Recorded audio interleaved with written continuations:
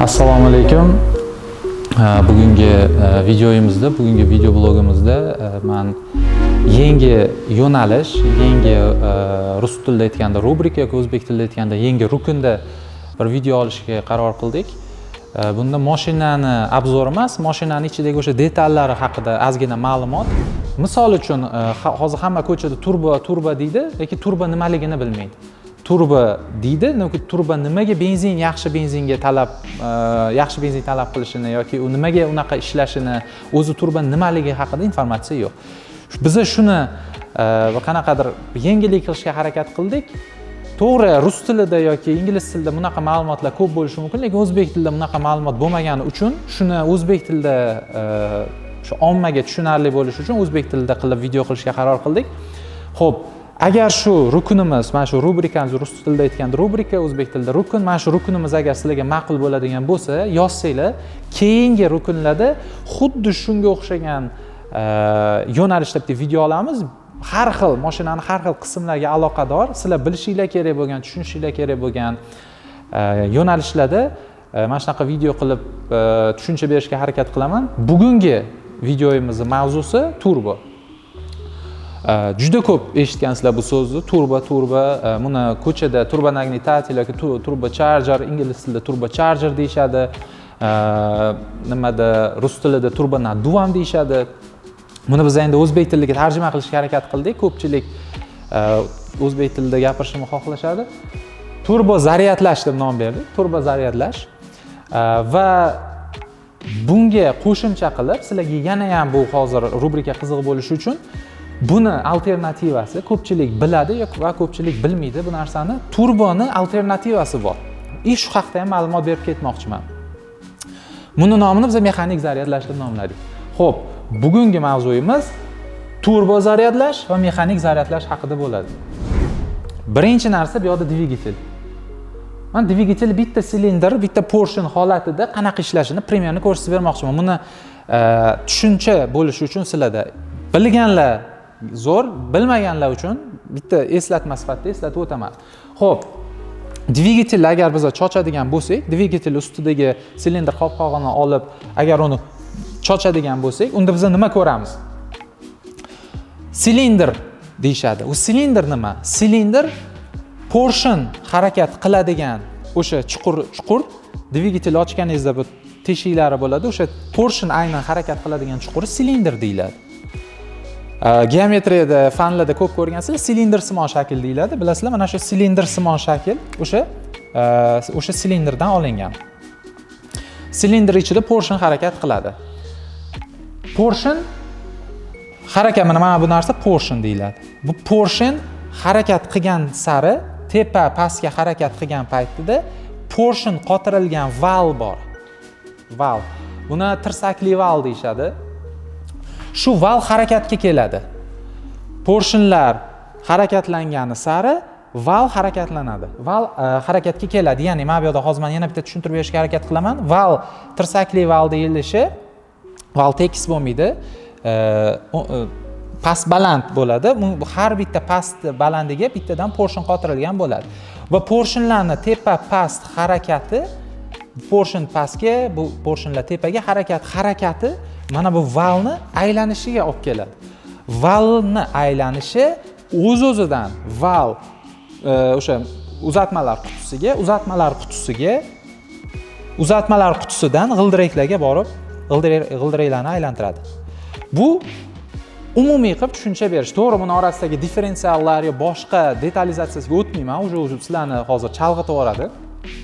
Umumiy tushuncha, portion harakatlanish hisobiga val aylanadi va val aylanishi hisobiga valga qotirilgan o'sha korobka, o'sha uzatmalar qutisi va uzatmalar qutisi o'z-o'zidan g'ildiraklarni aylantiradi. Xo'p, men buni o'chirib tashlayman. Hozir bizani chalg'itmasligi uchun. Xo'p, val aylanyapti, portion harakatga kelyapti. Portionni nima harakatga keltiradi? Bizani hozirgi zamondagi ishlatiladigan barcha dvigatellar, avtomobillarda ishlatiladigan barcha dvigatellar 4 ta taktli dvigatel hisoblanadi. 4 ta takt nima? Menimcha ko'pchilik eshitgan bo'lsanglarga 4 taktli dvigatel deb endi rus tilida ko'p obzorlarda gapirishadi. 4 ta takt nima o'zi? 4 ta takt dvigatelni ishlash rejimini 4 ta qismga bo'lishgan olimlar. Ya'ni birinchi takti bu ozuqa olish. Porsheni harakatga keltirish uchun, bu yoqda portlash hosil bo'lishi kerak. Yong'in portlash. Portlashni yuzaga keltiradigan narsa yoqilg'i va havo.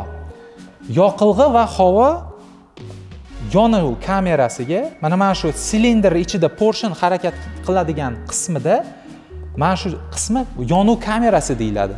Chunki mana shu joy o'zida yong'in hosil bo'ladi, benzin va havodan. Yonuv kamerasiga kiradigan havo va yoqilg'ini purkalishi birinchi takt bu. Ya'ni ozuqa oldi dvigatel, bu birinchi takt. Ikkinchi taktda nima bo'ladi? Ikkinchi taktda ozuqa keldimi, bu porshen ozuqani ko'rgandan keyin ozuqaga qarab tepaga intiladi. Ozuqaga qarab intiladi. Siqilish, ingliz tilida compression deydi. Siqilish. Bu ikkinchi takt. Endi uchinchi takt nima? Uchinchi taktimizda mana bu yerda ko'rib turibsizlar, mana bu svecha. Havo, yoqilg'i kirdi. Porshen havo bilan yoqilg'ini siqdi. Siqqan paytda svecha bitta iskra beradi. Iskra, ya'ni chaqmoq beradi. Chaqmoq, ya'ni iskra, tok, havo, yoqilg'i va siqilish. Bu o'z-o'zidan portlashni hosil qiladi. 4-taktimizda barcha mana bu yong'indan hosil bo'lgan qora tutun chiqib ketadi dvigatelda yonuv kamerasidan. Bu 4-takt. Demak, dvigatelimiz 4 ta takt. Ozuqani oldi, uni siqdi, iskra berdi, portladi, u tutunni chiqarib yubordi. Mana shu 4 ta taktdan iborat. Endi bu oddiy dvigatelda ishlash prinsipi. Bu dvigatelda bizda o'sha hamma avtomobillarimiz, Matiz'dan tortib Matiz, Spark, Nexia, barcha bizani avtomobillarimiz atmosferniy avtomobillarimiz xuddi mana shu takt bo'yicha ishlaydi. Endi nimaga atmosferniy deyiladi? Atmosferniy deyilishiga sabab dvigatel shunchaki o'zini nafas olish qobiliyatida, o'zini razmeridan kelib chiqib, o'zini o'lchamidan kelib chiqib, nafas olish qobiliyati bilan havo filtri, bilasizlar, bir burchakda воздушный har 10,000 kilometrda almashtiradigan filtrlar bor. O'sha filtrdan havoni so'rib, yonuv kamerasiga so'rib olish qobiliyati dvigatel o'zini qobiliyati, natural qobiliyati. Bu atmosferniy dvigatel deyiladi. Atmosferali dvigatel, o'zbekcha tarjima qiladigan bo'lsak.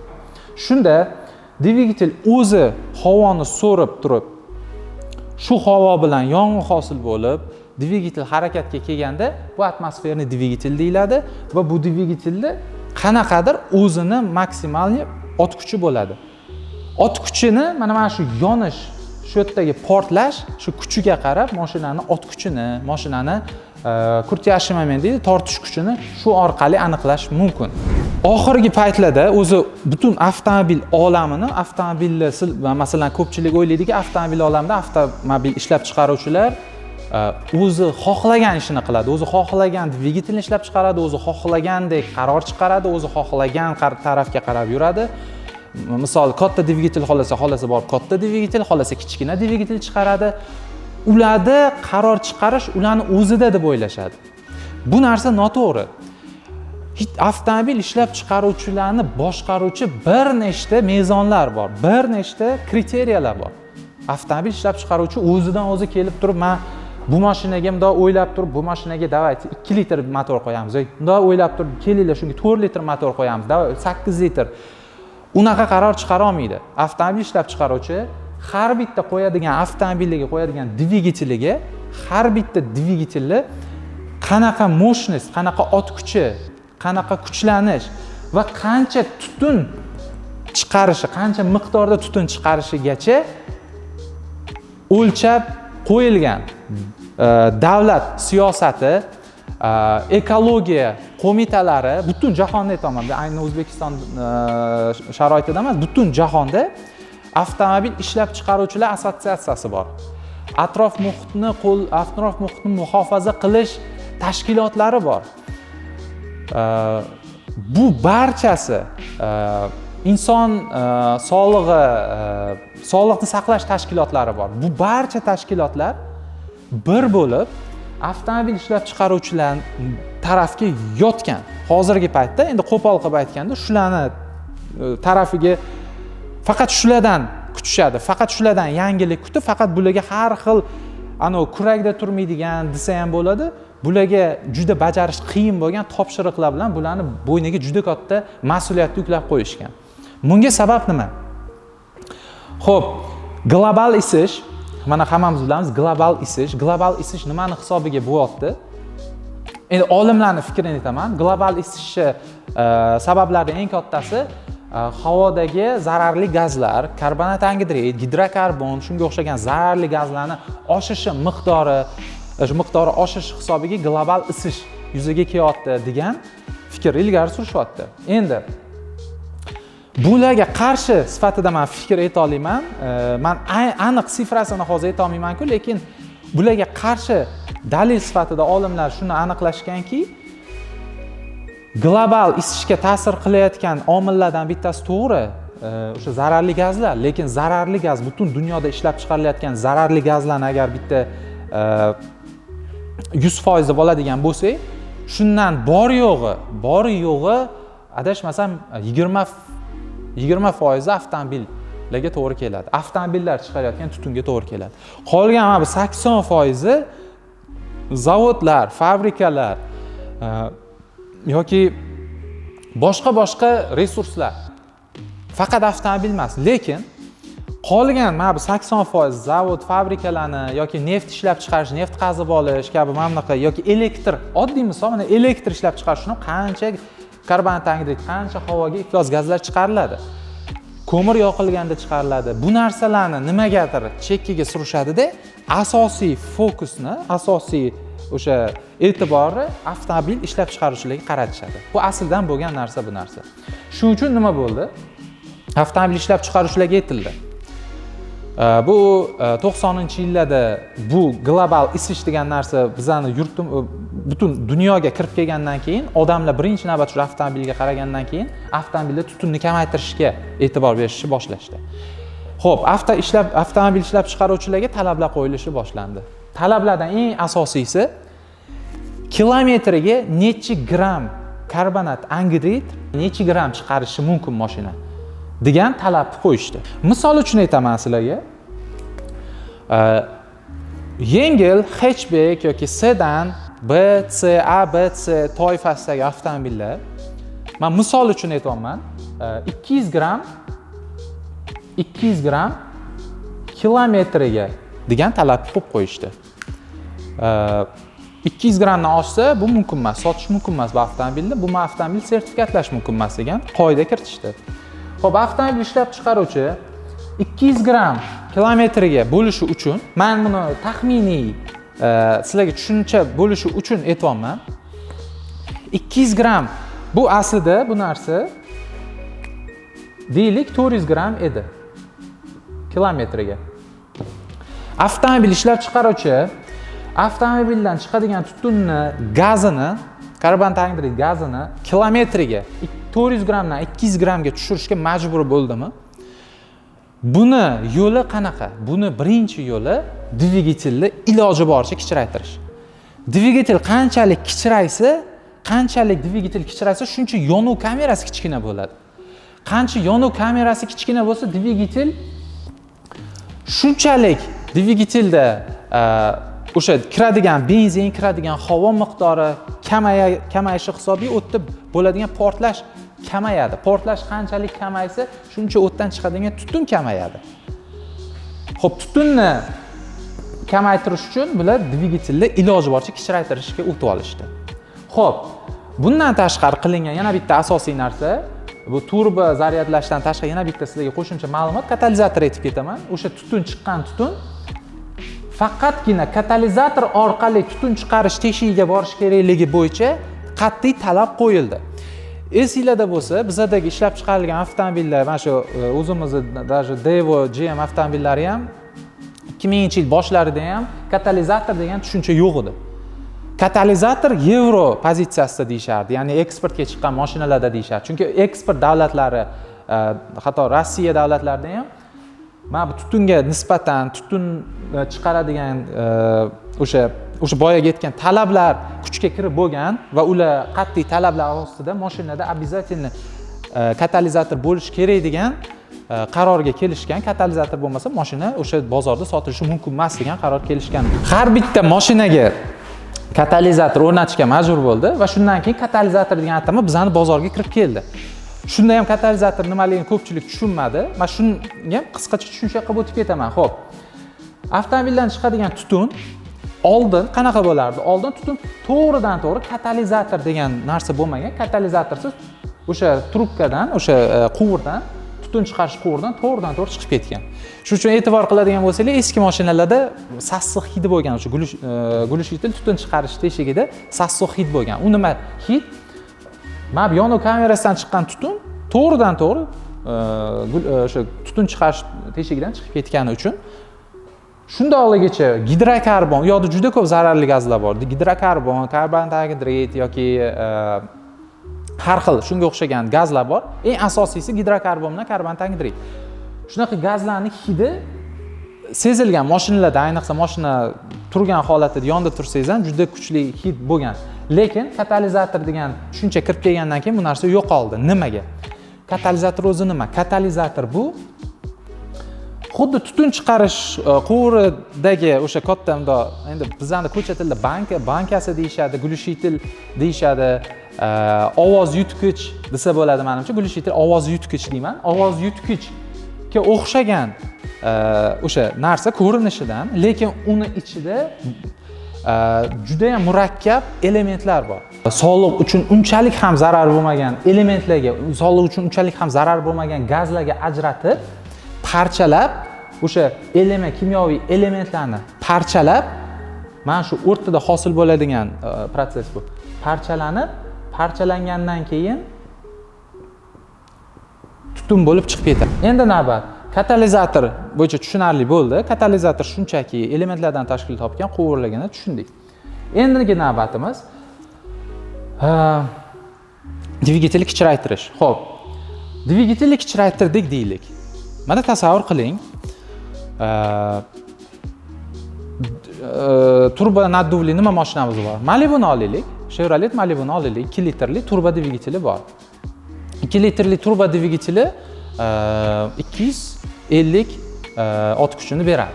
250 ot kuchini olishimiz uchun atmosferniy, ya'ni shunchaki havodan nafas olib ishlaydigan dvigatel bo'ladigan bo'lsa, 250 ot kuchini olishimiz uchun agar biz har xil yangicha texnologiyalar, o'sha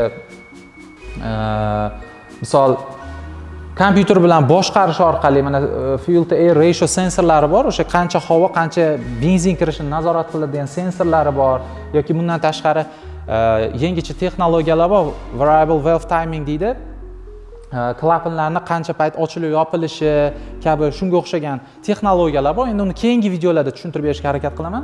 Shunga o'xshagan bir nechta texnologiyalarni jamlagan taqdirimizda ham atmosferniy dvigatelimiz, havodan to'g'ridan-to'g'ri havo olib, so'rib ishlaydigan dvigatelimiz, barcha oxirgi texnologiyani ishlatgan holatimizda ham 250 ot kuchini berishimiz uchun kamida bu dvigatelimiz kamida 6 ta silindr yoki 3 litr bo'lishi kerak. Mana Captiva avtomobilni bilasizlar, 3 litr 6 ta silindr motor, o'shanda o'sha oxirgi ham pashli texnologiyalar bor, o'sha klapanlarni qancha payt ochilib yopilish muddatini belgilaydigan texnologiyalargacha bor. Shu texnologiyalar bilan 3 litrlik motorimiz Captivada 250 ot kuchini beradi. Malibuda 250 ot kuchini olishimiz uchun 2 litrli motor va turbinadan foydalanilgan. Endi qaranglar. Demak, ishlab chiqaruvchilar nima qilishni boshlashdi? 3 litrli dvigatel, 250 ot kuchini beradigan 3 litrli dvigatelni olib tashlab, uni o'rniga 2 litrli dvigatel, kichkinaroq dvigatel, lekin o'sha kichkinaroq dvigateldan 3 litrli motorni ot kuchini olish uchun nima qilsa bo'ladi degan izlanishlar olib borgan. Izlanishlar natijasida ikkita narsada to'xtalishgan. Turbo zaryadlash va mexanik zaryadlashda to'xtalishgan. Xo'p, dvigatelni mana endi sizlarga tushunarli bo'lishi uchun menimcha hamma injenerlar, bu yoqda injenerlar menimcha mana bu videolarni ko'rmasa kerak, oddiy xalqqa tushuncha bermoqchiman. Oddiy xalq tilida turboni nimaga o'xshatsa bo'ladi? Qarang. Siz tasavvur qiling, yugurib ketyapsiz. Maksimum tezligingiz 15 km/soat tezlikda yugurib ketyapsiz. Maksimum o'sha o'zingiz bor kuchingiz yig'ib, bor energiyangiz yig'ib turib, maksimum yugurganingizda 15 km/soat tezlikda yugurasiz. Shu yugurayotgan holatingizda kelib kimdir orqangizdan sizdan tezroq yuguradigan odam kelib, yelkangizdan yo orqangizdan yoki sizni belingizga ipni, tasmani boylab olib, sizdan oldinda turib, u tasmani tortib sizga ko'proq yordam bersa, siz nima qilasiz? Yana ham tezroq yugurasiz. Nimani hisobiga? Sizni orqadan berilayotgan qo'shimcha kuch yoki belingizga bog'langan tasmadan tortilgani hisobiga sizga qo'shimcha kuch beradi.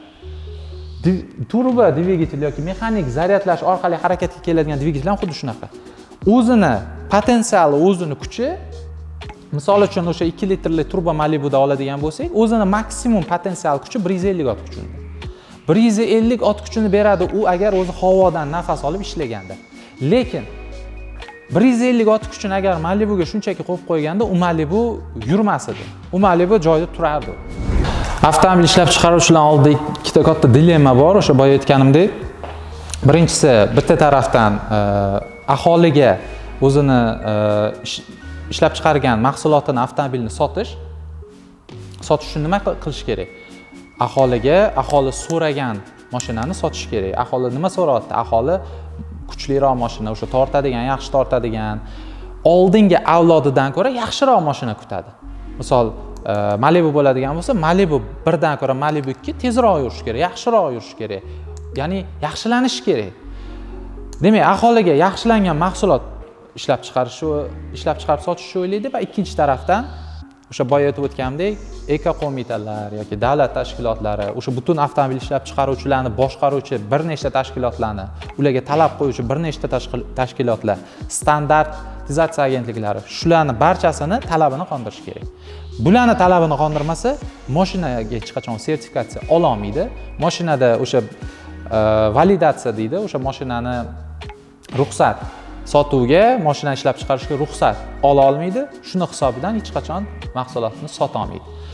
Xo'p, demak, avtomobil ishlab chiqarishdagi o'sha eng katta muammo shu. Xo'p, buni bartaraf etish uchun avtomobil ishlab chiqaruvchilar, davlat, eko qo'mita o'sha hammasini o'sha sertifikatsiyasidan, validatsiyasidan o'tish uchun nima qilishdi? 400 grammdan 200 grammga tushirish uchun yana bir marta aytaman, bu raqamlar shunchaki sizlarga ma'lumot, chunki tushunarli bo'lishi uchun aytyapman. 400 grammdan 200 grammga tushirish uchun birinchi navbatda katalizator qo'shishdi, ikkinchi navbatda dvigatel kichraytirdi. Katalizator qo'shib dvigatel kichraytirgan hisobiga katalizator ham mashinaning ot kuchini kamaytiradi. Mashinaning ot kuchini oladi, chunki tutun chiqayotgan tutunga bu o'rtada qarshilik beradi. Qarshilik dvigateldan chiqayotgan tutunga agar qanchalik qarshilik qilsangiz, shunchalik dvigatel quvvati kamayadi. Shuning uchun katalizator quvvatini kamaytiryapti, ham dvigatel kichraytirish hisobiga mashinaning quvvati kamayyapti. 400 grammdan 200 grammga tushishi uchun. Dvigatelning quvvati kamaygani uchun avtomobil ishlab chiqaruvchilarga endi yechim kerak. Dvigatelni mana o'sha talabga javob beradigan holga keldi. O'sha kerakli grammdagi kilometrga, kerakli grammdagi tutunni chiqarish imkonini topishdi. Endi ushbu dvigatelni aholiga sotish uchun, ya'ni hozirgi ishlab chiqaradigan mashinasidan oldingi avlod avtomobillardan yaxshiroq mashina, har taraflama yurishi, ot kuchi har taraflama yaxshiroq bo'lishi uchun bularga yechim kerak. Dvigatelni kuchli qilish uchun. Bularda yechim nima bo'ldi? Turbo zaryadlash va mexanik zaryadlash. Xo'p, turbo va mexanik zaryadlash bu shunchaki bir kunda yoki 2 kunda bo'lib qolgan narsa emas. Bu agar tarixini ko'radigan bo'lsak 1800-yillarga borib taqaladi. Birinchi navbatda aviatsiya sohasida ishlatilgan turbo va mexanik zaryadlash, aviatsiya samolyotlarda ishlatilgan texnologiya. Undan keyin avtomobil ishlab chiqarishga ham tatbiq qilingan. Xo'p, endigi navbat turbo zaryadlash nima? Boya aytib o'tgandek, dvigatel o'zi havodan nafasi o'zi shunchaki havoning o'sha filtr orqali havoni qabul qilib olishi atmosferniy dvigatel. Agar bunga biz qo'shimcha mana bu berayotgan havoni miqdorini biz agar oshirib bersak, dvigatel yana ham kuchlanishi ortadi. Xo'p, fizika tarafdan ham ko'pchilik hayotiy tajribasidan ham biladiki, olovga qanchalik ko'p havo berilsa, olov shunchalik kuchli yonadi. Chunki kislorod yonadi. Kislorod yonuvchan element. Biza dvigatelga qancha ko'p kislorod purkasak, qancha iloji boricha ko'p purkasak, dvigatelda shuncha ot kuchi oshadi. E'tibor qilgan bo'lsanglar, dvigatel yozdan ko'ra qishda yaxshiroq yuradi. Ancha mo'shniyroq, ancha kuchliroq yuradi. Buning sababi nima? Havo issiqda, kunning issig'ida havo ya'ni kengayadi. Havo kengayishi oqibatida, misol dvigatel 1 santimetr kubda nechidir gram, masalan 1 santimetr kubda 10 gram havo yutayotgan bo'lsa, misol yoz holatini oladigan bo'lsak, yoz holatida havoni kengayishi hisobiga bitta 1 santimetr kub hajmda aytaylik 10 gram kislorod bor yoz holatida, lekin qishda bu narsa 20 gram bo'ladi. 1 santimetr kubda 20 gram bo'ladi. Shu dvigatel bir xil miqdorda o'sha kubichskiy santimetrda agar qaraydigan bo'lsak, o'shancha kubda shuncha havoni so'radi. Lekin havoni zichligi, havoni kengligidagi farqi hisobiga yozda mashina sal og'irroq yuradi, chunki yozda 1 santimetr kubga to'g'ri keladigan kislorod miqdori qishdagiga nisbatan kam. Qishda havo sovuq bo'lgani uchun sovuqda doim elementlar zich bo'ladi. Zichligi hisobiga kislorod miqdori ko'p bo'ladi. Ya'ni dvigatel 1 sekundda mana shu bitta taktda havo tortadigan taktida shu 1 kub havoni so'rgan paytida bunda 20 gram kislorod so'radi. Yozda 10 gram kislorod so'rab oladi. Yonuv kamerasiga 1 sekundda 10 gram kislorod kirganda yonuv ko'proq bo'ladimi, 20 gram? Albatta 20 gram kislorod kirgani uchun yonish kuchliroq bo'ladi. Kuchliroq bo'lgani hisobiga bizning mashinalarimiz, o'zi avtomobil, o'sha ichki yonuv dvigatelli avtomobillar havo sovuq holatida yaxshiroq ishlaydi, yaxshiroq kuch beradi. Xo'p, demak nimani bildik biz bundan? Yonuv kamerasiga qanchalik ko'p havo purkaydigan bo'lsak, qanchalik ko'p kislorod purkaydigan bo'lsak, bu shunchalik yonuv zo'r bo'ladi, shunchalik motori kuchi ortadi. Endi olimlar shuni o'ylashgan. Demak, biz benzin ko'p purka olmaymiz. Chunki benzin ko'p purkaydigan bo'lsangiz, chiqadigan tutun miqdori, zararli gazlar miqdori shunga qarab oshib boraveradi. Benzinni biz iloji boricha kamaytirishimiz kerak, havoni ko'paytirishimiz kerak. Yong'inga ikki xil yo'li bor. Olov yonib turibdi, siz olovni kuchaytirishingiz uchun yo siz unga ko'proq benzin purkashingiz kerak, yoki unga ko'proq havo bersangiz, shunchalik mana shashlik pishiradiganlar biladi, qanchalik nimani ko'p havo bersangiz, shunchalik u tutashib ketib qoladi. Demak, yoki benzin yoki havo ko'p berishimiz kerak, to'g'rimi? Demak, bizda nima bo'lyapti? Olimlarning harakati nima bo'ldi?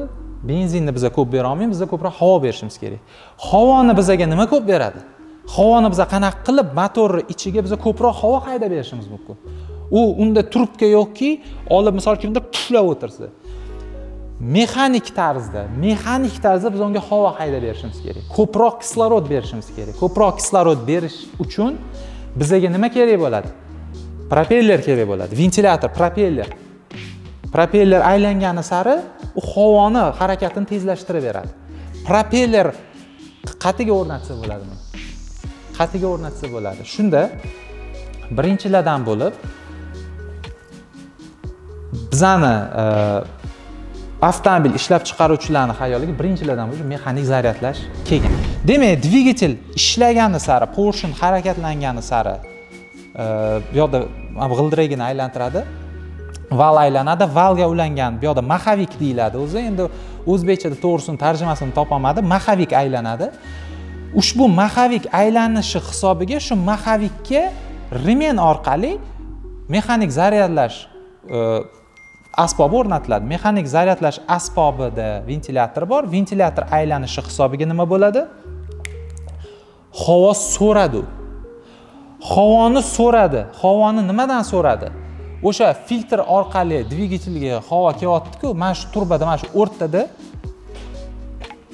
havoni filtr orqali so'rib oladi. Ko'proq miqdorda havoni so'rib oladi. Filtr havoni filtr orqali ko'proq so'rib oladi-da, havoni miqdori oshadimi? Havoni keyin u intercooler orqali sovutadi. Xo'p, havoni sovutishdan maqsad nima? Unga hali qaytamiz. Sovutib yetkazib berilgan havo yonuv kamerasiga ko'proq bo'lib kiradi.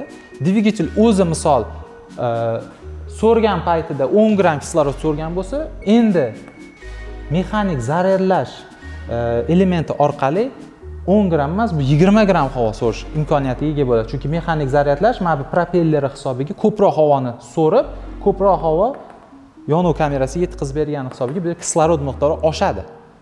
Kislorod miqdori oshishi hisobiga bu yerda yonuv portlash kuchayadi. Portlash kuchayishi hisobiga dvigatelda nimasi oshadi? Ot kuchi oshadi. Endi xo'p, yechim zo'r, lekin buni nima minusi bor? Nima plyusi, nima minusi bor? Demak, plyusini aytdik. Mosh dvigatelda ot kuchi oshadi. Lekin buni minusi bor. Juda katta minusi nima? Dvigatelni valiga ulanishi hisobiga dvigateldan 10% gacha ot kuchini mana shu element, mexanik zaryadlash elementi, mana shu supercharger, turbo emas, kompressor ishlashi uchun, ventilyator mana shu propellerni aylantirish uchun dvigateldan quvvat oladi. 10% gacha dvigatelning quvvatini ishlatadi. Ya'ni mashinada misol 100 ot kuchli dvigatel bo'lsa, unga siz mana bu kompressor o'rnatadigan bo'lsangiz, 10 ot kuchini, agar 100 ot kuchli motor bo'lsa, 10 ot kuchini mana shu kompressor o'zini aylantirish uchun sarflaydi. Bu yaxshi emas. Olimlar nima qilishdi? Mana shu 10% ham dvigatelni o'zida saqlab qolish maqsadida yana ham boshqa yechimlarni o'ylab topishdi. Bu turbo zaryadlash. Turbo zaryadlashda nima? Mana bu yerda ko'rdik biz dvigatel valiga ulangani hisobiga, dvigatel valini quvvatidan kuch olgani hisobiga, ishlagani hisobiga 10% ot kuchini oldimi? Endi olimlarning o'ylab topgan texnologiyasi turbo zaryadlash orqali valga tegmaymiz. Dvigatelni ishlash prinsipiga umuman xalaqit bermagan holda, dvigatelga umuman val, portion hech qaysi elementiga aloqa aralashtirmagan holda dvigateldan chiqayotgan zararli tutunlar orqali zararli tutunlarni yo'nalishi, patogi, ularning harakati orqali o'sha propellerni aylantirish yo'lini topishdi. Bu qanaqa bo'ladi? Mana dvigatel portion harakat qilyapti, tepaga pastga harakat qilyapti. 4-taktda, boya men 4-taktni tushuntirdim. 4-taktda portion tepaga harakatlangan paytida bu yoqda yonib bitgan tutunlarni dvigateldan chiqazib yuboradi truba orqali. Tutunni mana katalizator tutun chiqarish quvuri orqali haydaydi. Olimlar nimani o'ylashdi? Kelinglar, mana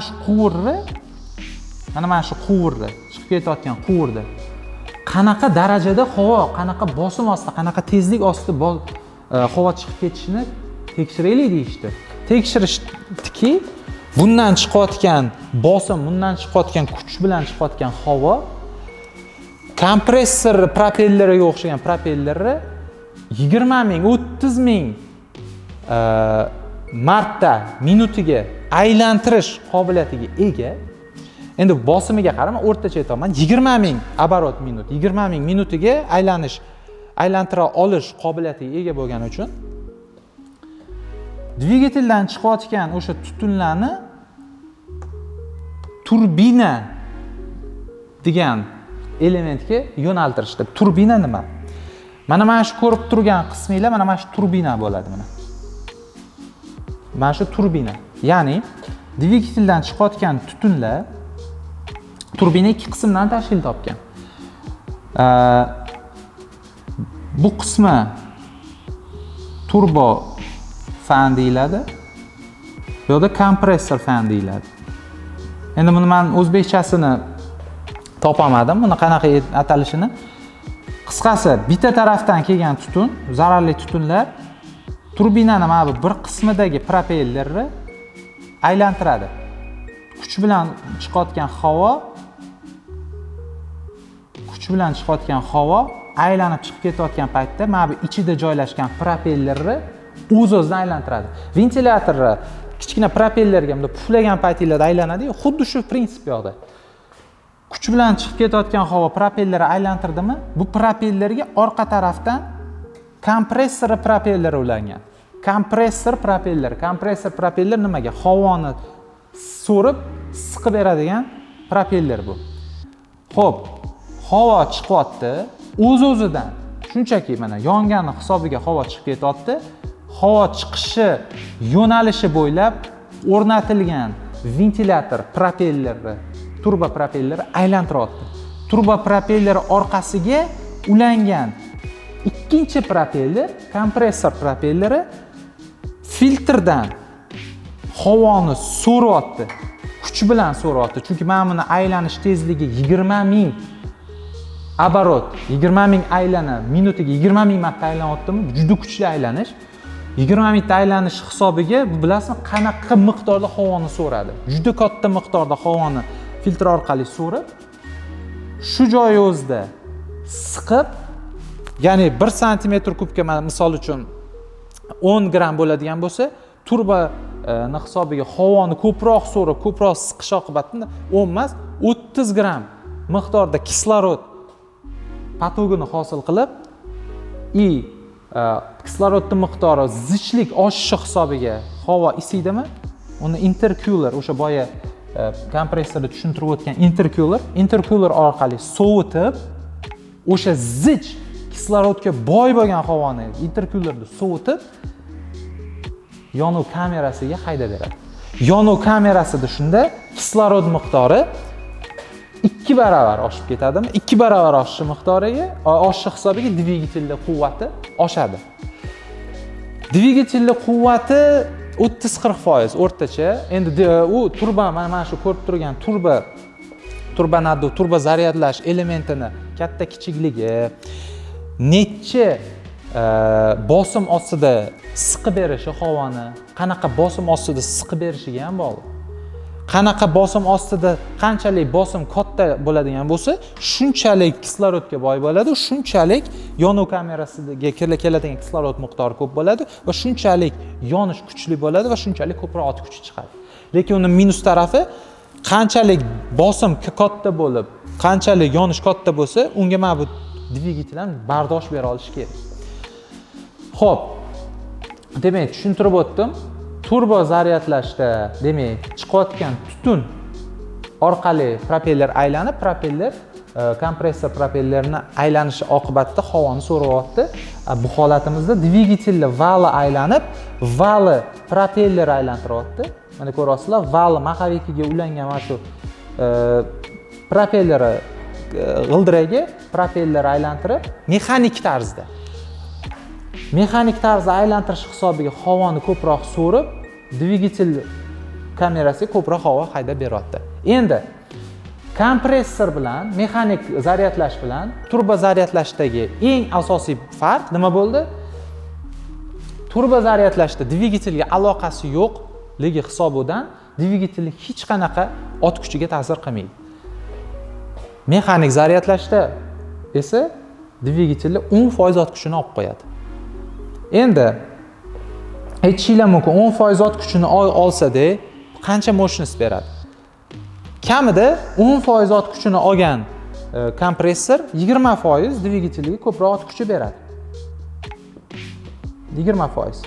Shunda nima bo'ladi? Agar bizda hisob-kitob qilamiz. 100 ot kuchli dvigatel bo'lsa, 100 ot kuchli dvigatelga agar biz kompressor 20% mощность qo'shib bersa, bu 1 120 ot kuchiga teng bo'ladi, to'g'rimi? Endi 120 ot kuchidan 10%ni kompressor aylantirish uchun minus qilib tashlaydigan bo'lsak, 12 ni minus qilib tashlaymiz. Shunda bizda nima qoladi? 108 oxirida ot kuchi qoladi. Shunda 100 ot kuchli motorimizga kompressor qo'yadigan bo'lsak, o'sha dvigatelni yo'qotadigan ot kuchilarini minus qilib tashlab, oxirida qoladigan sof kuchi 108 ot kuchi, ya'ni 8 ot kuchiga qo'shimcha bizga qo'shimcha 8 ot kuchini berdi. Va bu narsa yaxshi emas. Chunki bizda yo'qotish bor. Mana shu narsa, mana shu katta minus bu kompressorda. Turboda shu minus yo'q. Endi o'ylashinglar mumkin. Nimaga unda mana yo'qotishlar bo'lsa, kompressorda bunaqa minus bo'lsa, turboda dvigatel quvvatini olmasa, unda nimaga butun hamma avto ishlab chiqaruvchilar turboga o'tib ketib qolmaydi? Nimaga haligacha mexanik zaryadlash bor? Haligacha bor. Haligacha juda ko'p avtomobillarda mexanik zaryadlash bor. Ayniqsa, misol uchun men Volvo avtomobillarini ayta olaman. Volvo avtomobillarda undan ham qizig'i, ham mexanik, ham turbo zaryadlash ikkalasi bittada. Bitta dvigatelda shunaqa texnologiya yaratishgan. Uni ham hali tushuntirib beraman nimagaligini. Xo'p, nimaga bu hamma ishlab chiqaruvchilar turbo zaryadlashga o'tib ketmaydi degan savolga.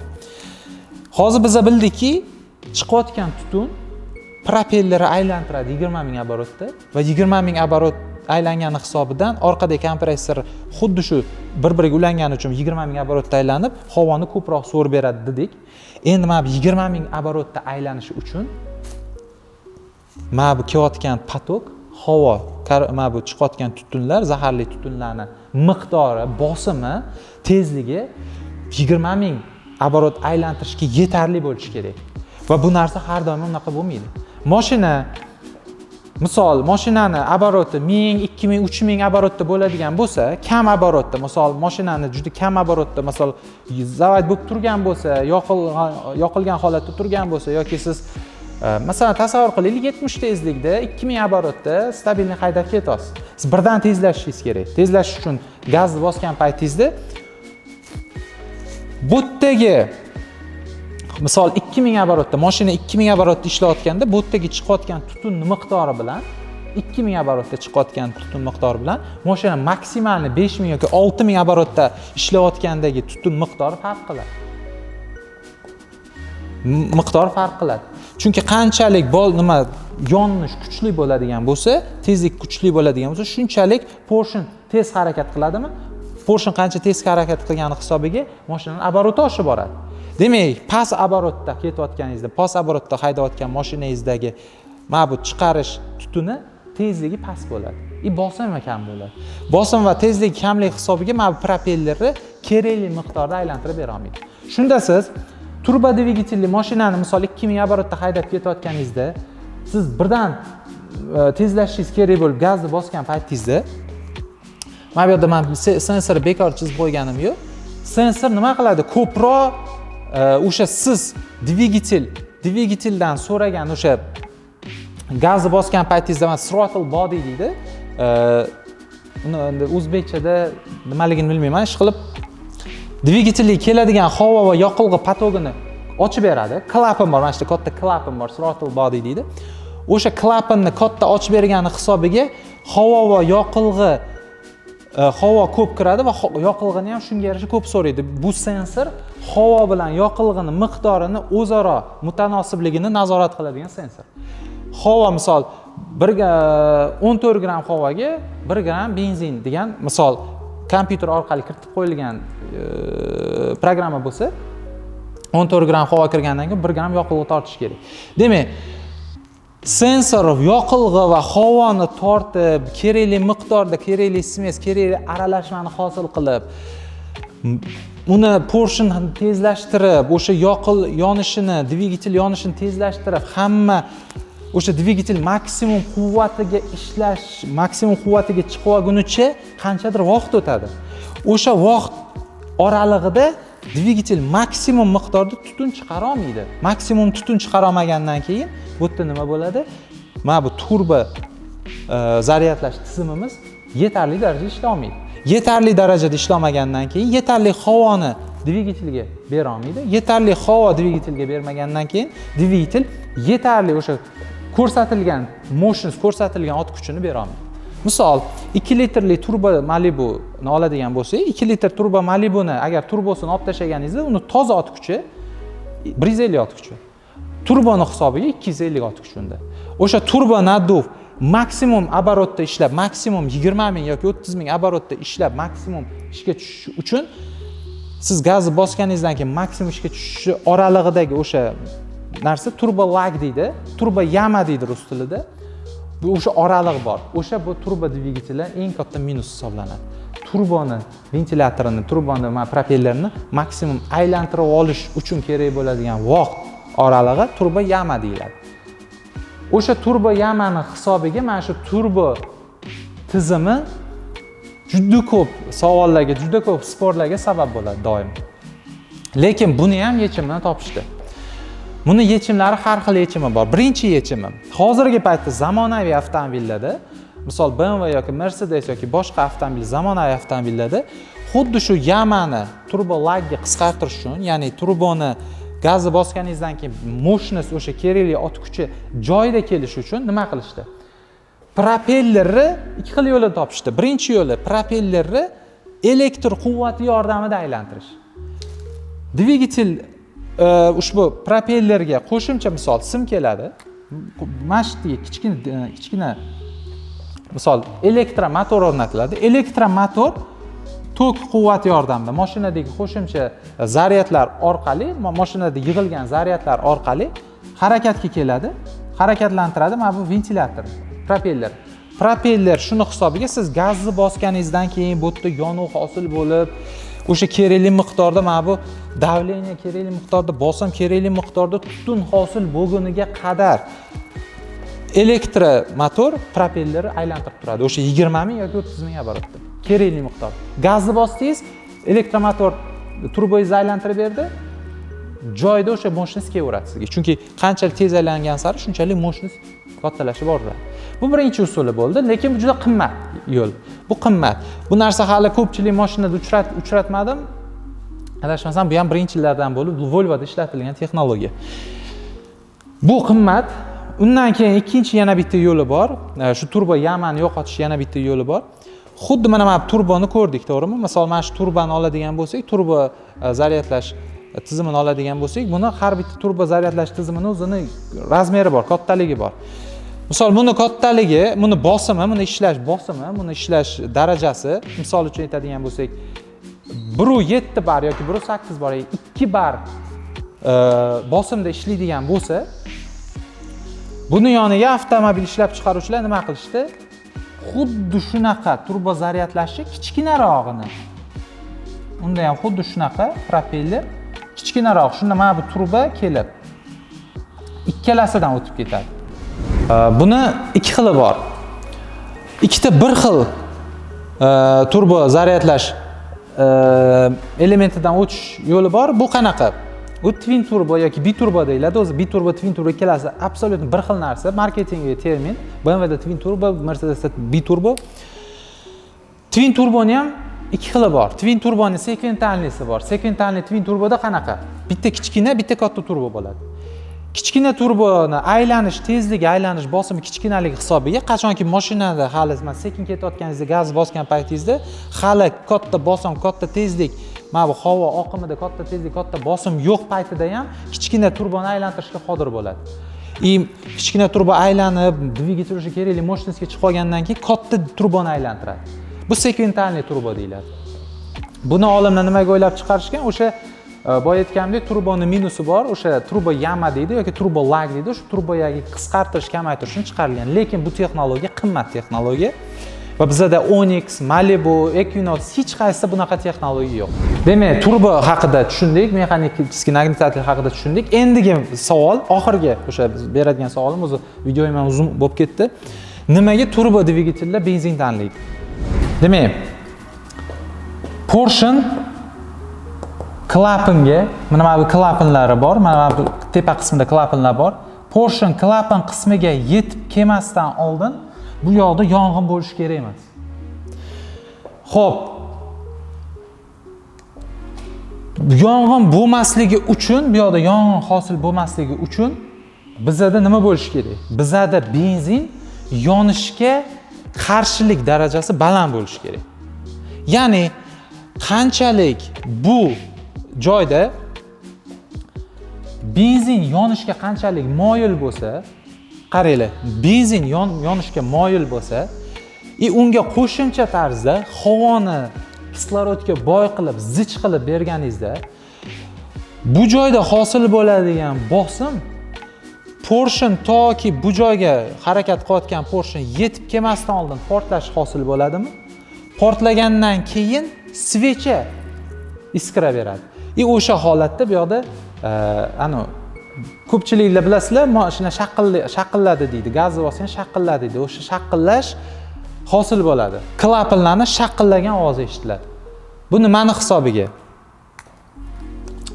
O'sha mana kattaroq qilib chizishga harakat qilaman. Havoni kislorodning miqdori ko'pligidan va bosim kattaligidan, o'sha boya tushuntirib berdim men, turbo zaryadlash va mexanik zaryadlash orqali kiradigan havoni miqdori va bosimi katta bo'ladi. Miqdori va bosimi kattaligi hisobidan portion mana shu nuqtaga yetmasdan oldin bu yoqda portlash bo'ladimi? Portlash bo'lgandan keyin, muddatidan oldin portlash bo'lgani uchun svecha portlashdan keyin iskra beradi. Portlashdan keyin berilgan iskrani hisobiga bu yerdagi davleniya 2 barobar oshadi, yana ham katta oshadi. 2 martalab portlash bo'ladi. Dvigateldagi mana bu portionni ishlash prinsipi buziladi. O'zi qoida bo'yicha qanaqa edi? Portion tepaga harakat qilish kerak edi. Mana shu nuqtaga yetgandan keyin iskra bo'lish kerak edi. Portlash bo'lgandan keyin portion orqaga ketish kerak edi. Bunda nima bo'pti? 2 martalab portlash bo'pti. Portion harakatlanib keldi. Portion harakatlanib ketdi, mana bu yerda portlash hosil bo'pti. Portlash bo'lgandan keyin, mana bu yerga kelganda portlash bo'lgandan keyin bu portion yana ham siqadi, bu yoqda iskra bo'ladi. Bu yoqda двойной portlash bo'ladi. Двойной portlash bo'lgani hisobiga bu yerdagi klapanlar bor. Klapanlarni ovozini eshitasiz, shaqillagan ovozni eshitasiz. Bu narsa dvigatelni tezroq ishdan chiqishiga olib keladi. Bu narsani oldini olish uchun endi turbo dvigatel yoki mexanik zaryadlash o'rnatilgandan keyin avtomobil ishlab chiqaruvchilar shu holat, ya'ni oldindan portlash bo'lmasligi uchun benzinni yoqilg'ini yonishga, portlashga ehtimoli kam. Benzinda qanchalik RON bilan belgilanadi? Research Octane Number deyiladi, inglizchadan olingan. Oktan soni degani. RON 95, oktan soni 95 ta oktan 80 oktandan ko'ra 95 yonish ehtimoli kam. 80 95 ga nisbatan tezroq yonadi. Ko'pchilik 95 tezroq yonadi, 95 tozaroq benzin deydi. Bu unaqa emas. 95 da yonish naborot qanchalik oktan soni ko'p bo'lsa, u shunchalik yonishga qarshilik katta degan. Benzin yonishga qarshilik katta. Bizga qarshilik katta benzin nimaga kerak? Qanchalik benzinning qarshilik katta bo'lsa, shunchalik zich kislorod kirgan yonuv kamerasida toki portion borib kerakli nuqtasiga yetmaguncha portlash bo'lmasligini ta'minlab beradi benzin. Chunki benzin o'z yonishini asosiy yonadigan modda u yoqda benzin. Agar benzindan portlash hosil bo'lmasa, kislorodda o'zidan portlash hosil bo'lmaydi. Benzindan hosil bo'ladi portlash. Portlash hosil qilayotgan benzinni yonish ehtimolini qanchalik kamaytirsangiz, shunchalik portionni mana shu holatga kerakli miqdor holatga kelib, kerakli miqdorda siqmagunicha, svechamiz iskra bermaguncha portlash bo'lmaydi. Portlash bo'lmagandan keyin dvigatel o'sha kerakli takt bo'yicha ishlaydi. Portion chiqadi, iskra beradi, portlash bo'ladi, qaytadi. Klapanlarga ham barcha dvigatel ichki qismlariga bu narsa foyda. O'sha boya tushuntirdim, 4 ta taktli eng asosiy portlash chiqib ketadigan tutun 4-takti buzilishi kerak emas. 4-takti tutun chiqib ketish takti buzildimi, dvigatelda klapanlar shaqillash kuzatiladi va keyin dvigatel ishdan chiqarasiz. Shuning uchun turbo dvigateli bor mashinalar, bizdagi hozir Malibu bormi, Onix bormi, Equinox bormi, benzin tanlaydimi deyishadi. Benzin tanlaydi. Chunki uni o'zi tuzilishi, dvigatel tuzilishi shunaqa tuzilgan. Kislorodga boy o'sha aralashma bilan ishlashga mo'ljallangan. Kislorodga boy aralashmami o'sha yoqda benzinni turi juda ahamiyat kasb etadi. Xo'p, o'rtoqlar, bugungi videomiz menimcha juda ham cho'zilib ketdi. 1,5 soatlik menimcha video bo'ldi. Fikrlaringlarni, izohlaringlarni kutib qolaman. Shunaqa rukun, shunaqa rubrikani davom ettiramizmi, yo'qmi? Yana qanaqa qo'shimcha detallar haqida ma'lumot bilish xohlaysizlarmi, yo'qmi? Shularni yozib ketinglar. Agar sizlarga bu narsa juda ham ko'p, juda ham murakkab, juda ham uzun, zerikarli bo'lgan bo'lsa, kommentariyada yozinglar. Men bu rukundan voz kechaman va o'zimizning avtomobil obzorlariga qaytamiz sekin. Bugunga rahmat.